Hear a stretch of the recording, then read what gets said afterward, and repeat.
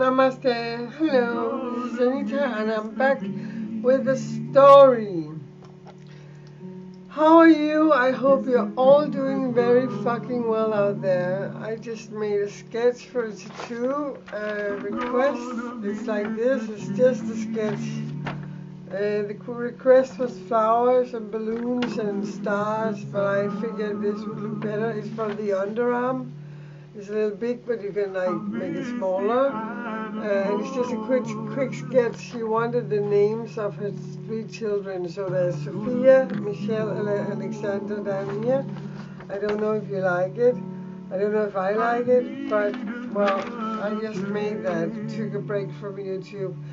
But actually, I wanted to tell you a story from real life. When I was like, how old? Maybe, let me think, in the 2000. How old was I? 23. So I've been like 22 when this happened. It happened that in my pelvis, I think it's called, my woman part, my womb, I got the change of the cells and I got them really severe. So they were gonna spread and become cancer, was what the doctor told me. And that I was going to have an operation where they would remove some of my woman part, and with that part, they would try to remove it so I wouldn't get cancer. Anyway, it was very bad timing because I was starting at the school where you pay a lot of money to go to, and it's like a high school, but in the USA, a high school is for like teenagers who go to a middle class thing before college. High school in Denmark means that you go to a school like a courses, like a to study as a grown up, and you live there, and it can take 2 months, it can take 4 months, it can take 8 months. It has different time variations. The school I went to at this point was the best art school in Denmark. It's called Holbæk Kunsthøjskole, which means Holbæk is the name of the city and art school. And I just paid for that for that part of my education, and it would last 4 months. And I was very depressed because they were like, you have to have this operation, which is very severe. When you have this operation, you cannot even lift a milk for 14 days because you can risk that you start to bleed like a motherfucker and you bleed out, so you die. So you cannot even lift like this one full of water for 14 days because it's really a severe operation. Anyway, because I had to pay for this school and I was going to start at this school, they said to me, okay, we can wait 4 months, but then you're going to have the operation. We're going to remove part of your body so you can like live on and don't get cancer, because you practically have cancer. What I did was I went to the school. My mom was freaking out. She was shit scared and she was like really thinking I was going to die. I was crying and I didn't really understand it and I didn't think much about it. So I went to the school and I spent the next 4 months drinking so much, taking so much drugs, and having so much fun, making so many wonderful, beautiful art projects, learning a shitload and having so much fun. Time comes, and I'm always a very positive person. I think positive, and I don't believe in diseases, and I definitely don't believe in cancer. You can cure yourself from cancer by thinking, and this is what I did.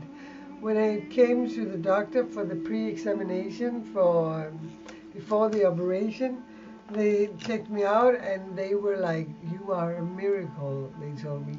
There is no sign of ever having been any change cells in your pelvis. And I was like, fine. And my mother was like freaking out, like, yay, you're alive and you're not getting cancer. And we have a lot of cancer in our family because people think very stupidly. Anyway, I'm going further with the story because it has a different point. I believe I cured myself of the cancer by thinking positive. Like believe I've cured myself for several things thinking positive. But when I was fixing myself and was a junkie, I was in the street. I was never like full-time junkie. I was like a took a couple of weeks sometimes and freaked out and took a lot of drugs. Anyway, I was on a rampage and a bender, and I was meet with a friend of mine, a guy, and just friends. I had a boyfriend, so which were looking for me and were freaking out. But I was hanging around him in a place where all the junkies go, and we took a shitload of cocaine. Then we met this old dude. He was like 64, I think. His name was Steen. Steen is my middle name, and it means stone in English. So my name is Anita Stone, and his name was Stone something. I don't know. Anyway, he was very rich, but he had terminal cancer. And he had been traveling the world, trying all the treatments, trying all the holistic treatments, all the alternative treatments, all the regular treatment, chemotherapy, everything. And he was told that he was doomed to die. He asked me and my friend if he had a dream he would like to try to fix cocaine before he died. And we agreed to help him with this and give him a little bit, very little bit. And what happened is I got a hold of some really, really good stuff. And we made this, fixed the injection needles already, and I fixed them. Only 4 lines, very little. He grabbed my hand and he started crying. And he was like telling me how this was the most beautiful experience he'd ever had. And then I started talking to him. And I kept on talking to him. And I explained to him how I had cured myself and what he could do to cure himself. Remember, this guy was, by the doctors and everybody else, terminal ill and was going to die, and he maybe had 4 months left or something like this. Today, this man is cancer free, and I'm in jail. He knows that, but he doesn't know where I am, and I know he's looking for me because he thinks that I have saved his life. And this is a very beautiful story because it's truth, and I believe it too. I have had many encounters with junkies which were on heroin. I never did heroin for real. I tried it, but it was never my kind of drug. I think it's fucking boring. And I think I don't get why people can get addicted to something so boring. I mean, take some LSD or something, have a trip, but don't take something that just makes you lazy and don't care about nothing. And it's not my drug. Anyway, but I have talked like 3 people just by talking to them, made them quit heroin from one day to another, and all of them has come to me and grabbed me and kissed me and thanked me for like getting them clean with just words. So words can cure, and positive thinking can cure everything. I'm a true believer in this. You control your body. Your brain controls your body. If you think negative, negative shit will happen to you. If you think positive, good things will happen to you. I'm in jail and I'm saying this, and you say, oh, but she must think negative then because she's in jail. No, I don't see this as a punishment. I'm tired of being here, but actually I see it as a gift now. I've been here 5 years, almost 6 years, 5.5, whatever. And time flows together. You don't notice time when you've been away so long. A month goes by and you don't even realize it. Anyway, I see this opportunity I had of going to this hospital and staying here for 5 years, plus as a gift, because not many people have the chance to just go to study themselves and have the opportunity to study all the things that they really want to deepen themselves with. I can go to school and learn stuff, but I am much more of a self-student. I educate myself. While I've been in jail, I have educated myself in graphic design. I'm a designer for a game. I think I talked about it in my last video. It's called InView.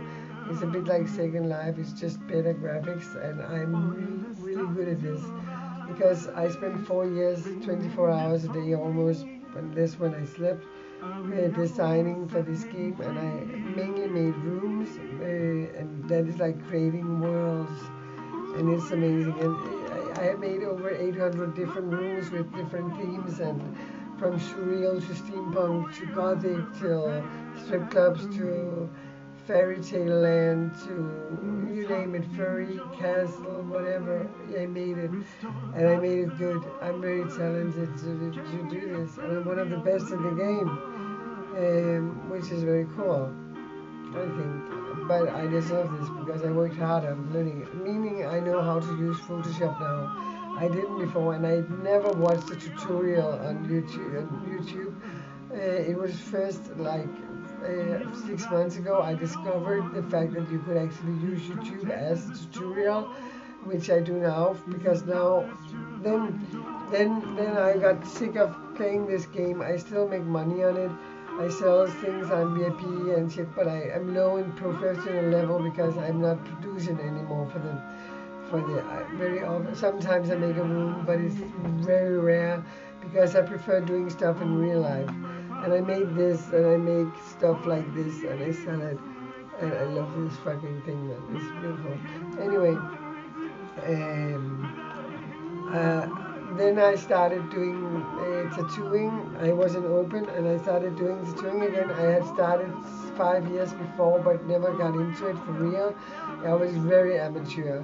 But then I started studying tattooing, and I spent 12 hours a day studying, looking, reading, watching tutorials, reading books, and I have a whole book here with all the most important stuff from the tattoo world, and this is all you need to know is in this book. And you can see there's still a little room for something, but if I start here,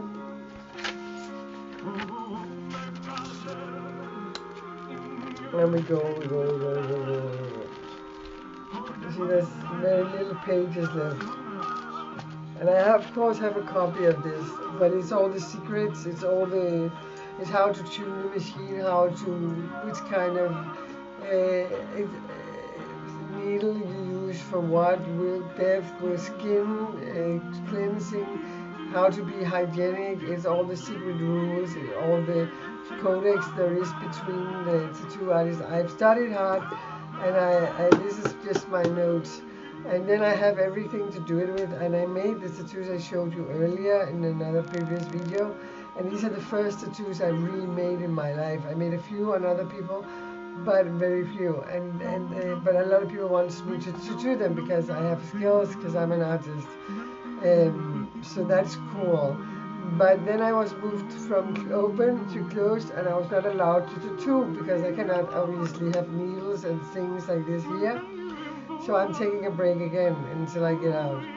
But my point is, then I started making nails. Every time they take something away from me, I find a new idea, and then I started making acrylic nails.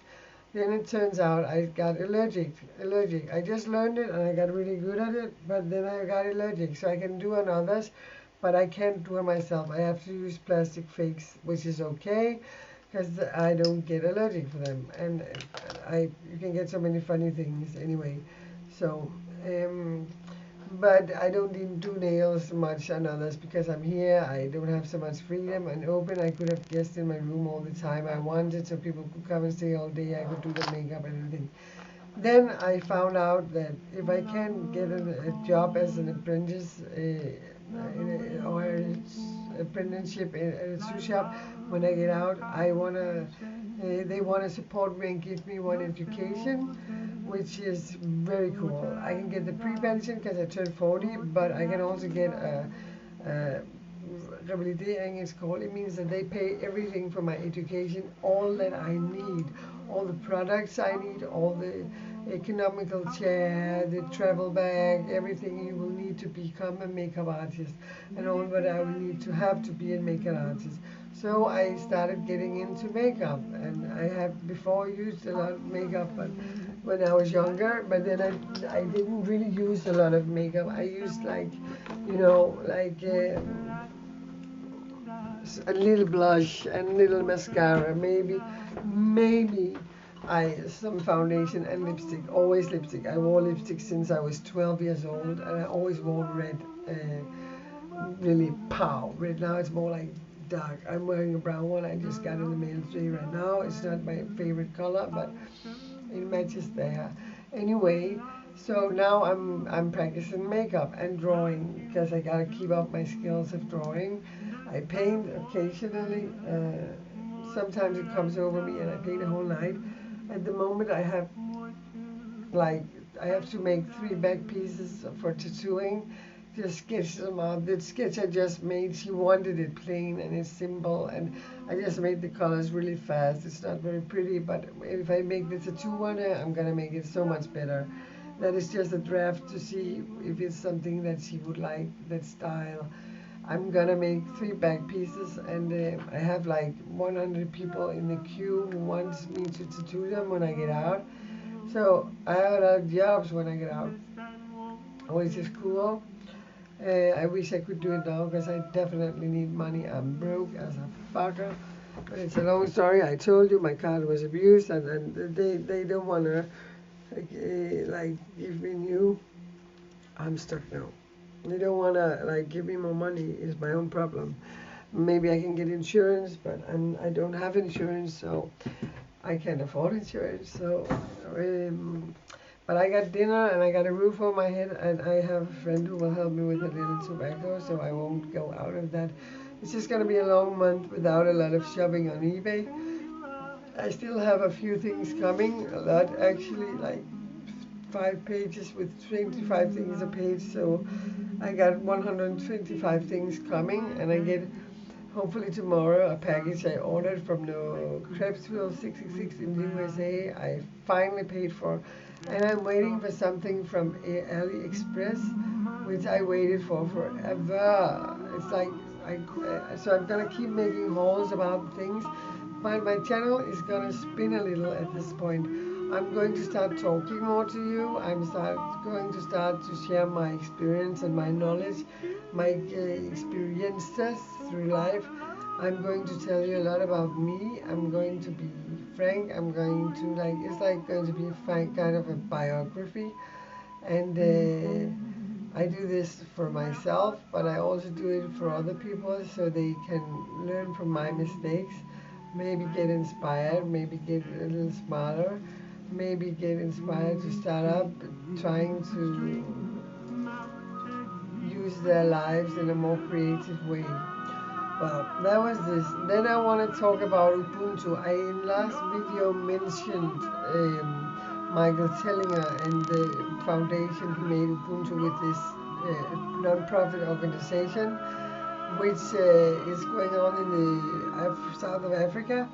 What is going on is there's a city, there's a whole village, it's a town village, where they all are self-supplied. They all work 3 hours a week, or and the children don't go to school, but the children go with the parents to work, and they go with the other parents to work, so they get to try all the work situations there is, from technology to chemistry to gardening to kitchen to whatever jobs there is. People make work these 3 hours a week or a day. I think it's a week actually, and that is enough to make enough food and everything for all in this.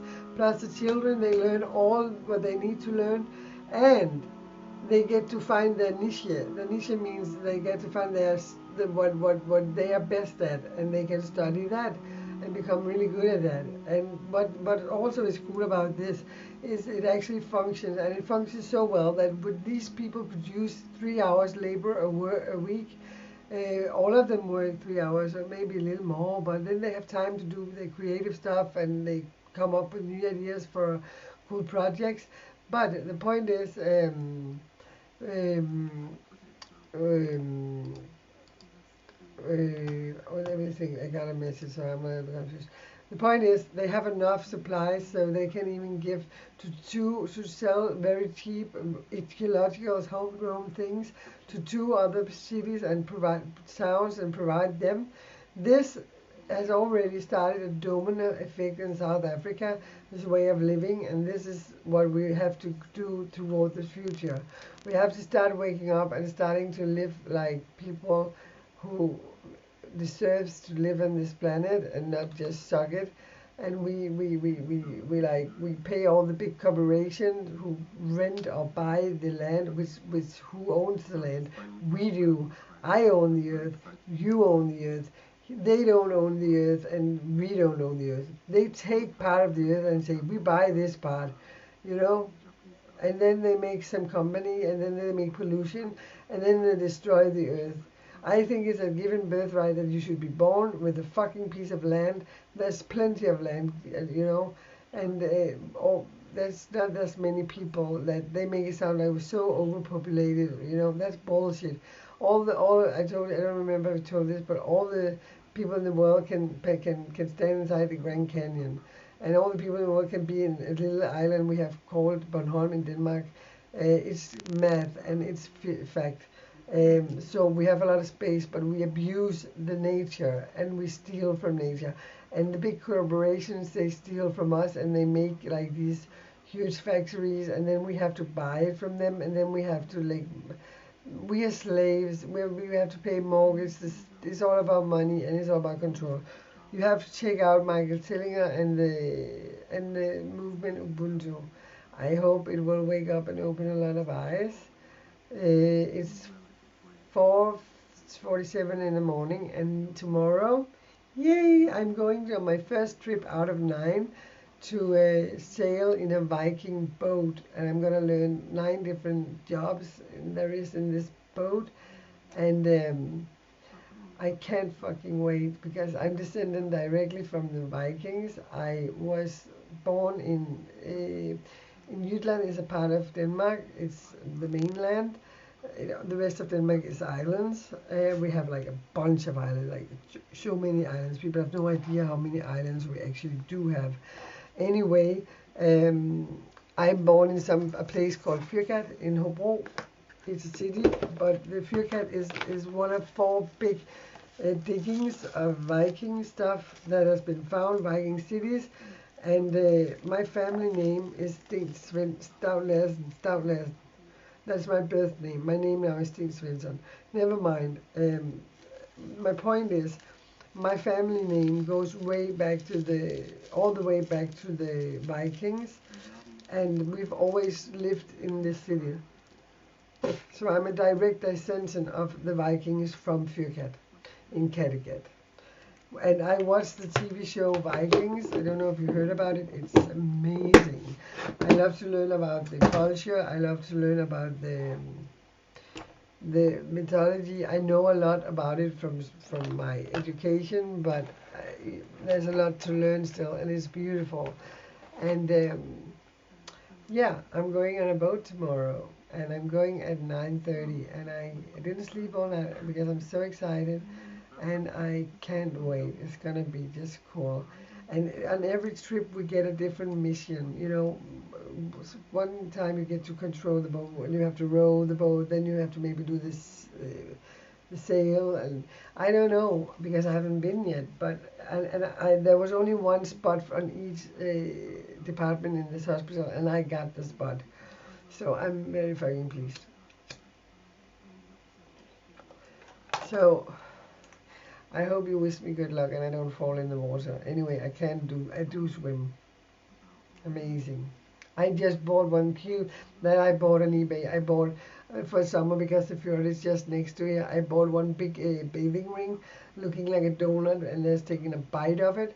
Also, I bought this thing you put on your finger so you like have swimming skin between your fingers, so when you swim really fast.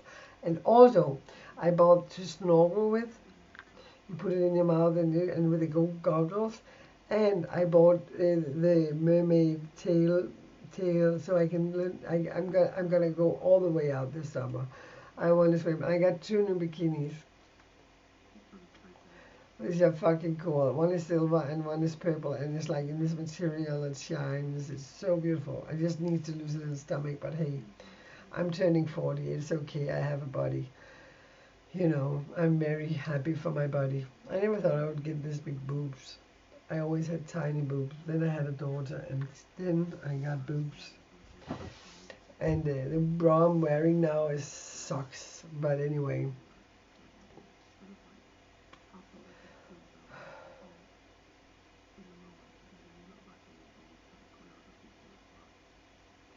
It looks so stupid when people make those rings. I never do it normally. I just have to try because I'm looking myself. Anyway, I'm gonna go off for now. Maybe I'll make a video later. I just made one lasting 44 minutes, which was deleted, unfortunately. So I had to retell you some of the stuff I told you in that video, but not all, because I'm not going on to all the detail. This is 25 minutes long. It must be enough. So, sayonara. I'm signing out for today. I'll be back tomorrow after my trip and telling you all about the Viking trip. And if I get something in the mail, I will show it to you. And look, my piggy. Piggy. My new favorite ring is a pig. It broke, but I fixed it. It's so fucking cute. I miss Piggy. Okay, namaste. Go to sleep. Anita, go to sleep. No, I won't. I'm gonna stay up. Okay, see you later, guys. I love you. Bye-bye.